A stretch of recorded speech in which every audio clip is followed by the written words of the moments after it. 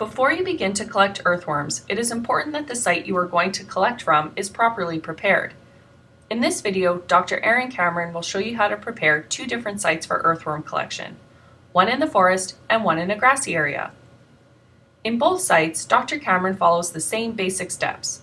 First, she chooses a plot to sample and looks at the different plants in the area.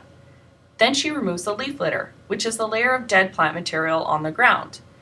And finally, she carefully sorts through it, looking for earthworms. Let's watch Dr. Cameron prepare a site for earthworm collection in the forest. As you are watching this section, look for the 4 basic steps that we just described. Normally when I sample for earthworms, I'm going to a specific site that I've found before using maps ahead of time.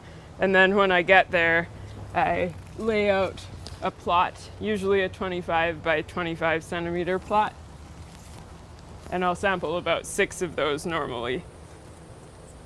Before I get started sampling earthworms, I have to sample the vegetation. So one of the most important things is to measure the depth of the leaf litter, because earthworms can have large effects on leaf litter.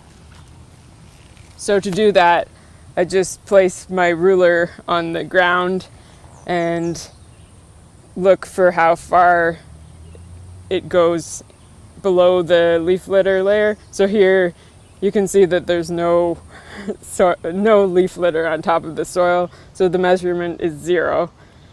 I usually do that 4 times within the plot in each of the 4 corners. So here it's 0 in all of the corners. Then I have to record that on my data sheet.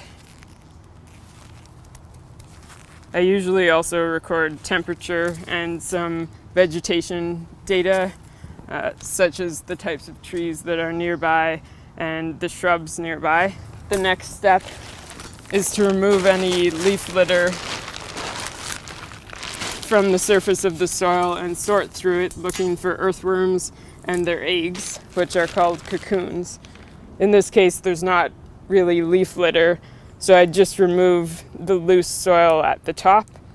So then, if there was a lot of litter, I'd sort through it by hand, looking for earthworms and their cocoons, just breaking up the pieces of soil and leaves. In this next section, Dr. Cameron will demonstrate how to prepare a site for earthworm collection in a grassy area. See if you can identify the 4 basic site preparation steps. Remember, they are: choose a plot to sample, sample the vegetation, remove the leaf litter, and sort through the leaf litter looking for earthworms. Before I can start sampling for earthworms, I need to write down some other information about the plot, including where it is, and some data on the habitat type and the leaf litter depth.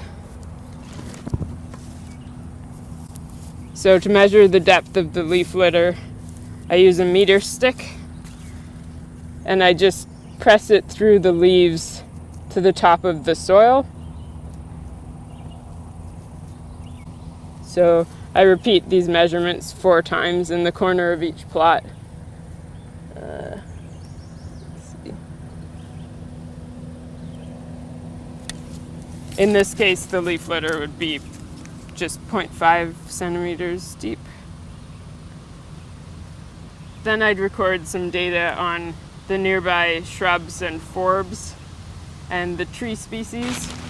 Typically, I'd remove the loose leaf litter and vegetation from the plot first,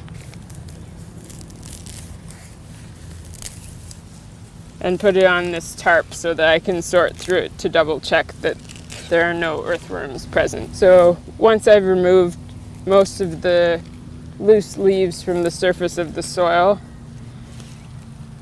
then I sort through it all, just looking by hand and breaking up clumps of leaves. Now that you have watched this video and are familiar with how to prepare a site for earthworm collection, consider the following questions before you begin your sampling. Why do you think it is important to sample for earthworms in more than one plot? And why does Dr. Cameron measure the leaf litter in all 4 corners of the plot and not just in one corner?